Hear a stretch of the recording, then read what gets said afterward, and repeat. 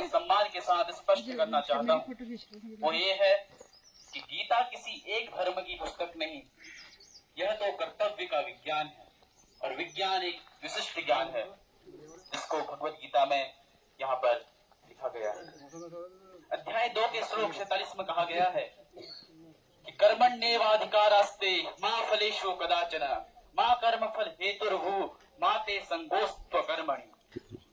श्री कृष्ण अर्जुन को उपदेश देते हैं कि तुम्हारा अधिकार केवल कर्म करने में है, उसके फल में नहीं। इसलिए तुम कभी भी अपने कर्म का फल पाने की इच्छा से प्रेरित मत हो और नहीं कर्म करने की भावना से जुड़ो। श्रीमद् भगवत गीता डॉक्टर APJ अब्दुल कलाम, जो कि भारत के पूर्व राष्ट्रपति और महान मुस्लिम वैज्ञानिक, जो रोज भगवत गीता को पढ़ते थे, उन्होंने कहा था कि श्रीमद् भगवत गीता ने मुझे चुनौतियों से लड़ने की शक्ति दी है। जो कि एक महान वैज्ञानिक भी थे, और कहां से कहां तक पहुंच गए थे।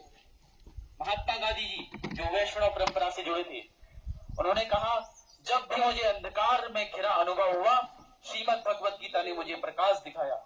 उन्होंने यह भी कहा, मैं हिंदू हूं लेकिन मुसलमान, ईसाई, सिख, पारसी और यहूदी भी हूं।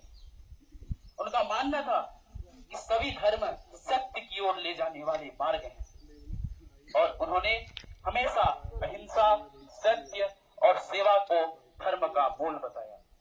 अल्बर्ट आइंस्टीन जैसे महान वैज्ञानिकों ने भी गीता के विचारों को सुपर साइकोलॉजिकल कहा। यानी श्रीमद् भगवत गीता मानव धर्म की पुस्तक है। गीता का उद्देश्य सामाजिक धर्म नहीं बल्कि मन बदलना है। जहां गीता के अध्याय 3 श्लोक 35 में कहा गया है, श्रेयान् स्वधर्मो विगुणः पर धर्मात् स्वनुष्ठितात्, यानी अपना धर्म चाहे कमजोर क्यों ना हो, दूसरों का धर्म अपनाने से श्रेष्ठ है। यहाँ धर्म का अर्थ जाति या पूजा नहीं है, यह कर्तव्य, सत्य। और ये कर्तव्य जैसे छात्र का धर्म पढ़ाई करना, शिक्षक का धर्म शिक्षा देना, माता पिता का धर्म पालन पोषण करना, और यहाँ तक कि इस्लाम धर्म में भी नियत और कर्म को सबसे ऊपर माना गया है। ईसाई धर्म में भी कर्तव्य पालन और सेवा को सर्वोपरि बताया गया है।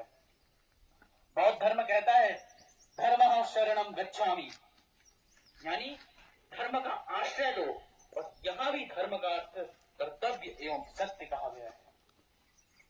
अर्थात श्रीमद् भगवत गीता का ज्ञान सार्वभौमिक, यूनिवर्सल ट्रुथ है। यह किसी भी जाति धर्म से ऊपर है। जो कि अध्याय 9 श्लोक 29 में भी कहा गया है, समोहम सर्वभूतेषु न मे द्वेष्योस्ति न प्रियः ये भजन्ति तो मां भक्त्या मयि ते तेषु चाप्यहम्, यानी मैं सभी प्राणियों में समभाव रखता हूं, न मुझे कोई अप्रिय है न ही प्रिय है। जो मुझे भक्ति से पूछते हैं वे मेरे हैं और मैं उनका हूं। मतलब ईश्वर किसी एक धर्म का नहीं मानते। जो भी भक्ति सच्चे हृदय एवं कर्म से जुड़ा है वो ईश्वर। और ये हम यहाँ पे प्रार्थना में भी कहते हैं कि तू ही राम है, तू रहीम है, तू करीम है, तू कृष्ण है, तू खुदा है। दूसरी पंक्ति, तेरी जात ए पाक कुरान में, तेरा दर्श यानी दर्शन फिलॉसफी वेद पुराण में, गुरु ग्रंथ जी के बखान में तो प्रकाश अपना दिखा रहा। और उसके बाद, अरदास है कहीं कीर्तन, कहीं राम धुन, कहीं आवहन, विधि वेद का है ये सब रचन, तेरा भक्त तुझको बुला रहा। उसके बाद, विधि वेद जाति के भेद से हमें मुक्त कर दो परम पिता, तुझे देखता है सभी में हम और तुझे देखता है सभी जगह। अंत में मेरा उद्देश्य है कि गीता हर उस व्यक्ति के लिए है जो सत्य, सेवा और सद्गुण के मार्ग पर चलना चाहता है, चाहे वो किसी भी मजहब का हो।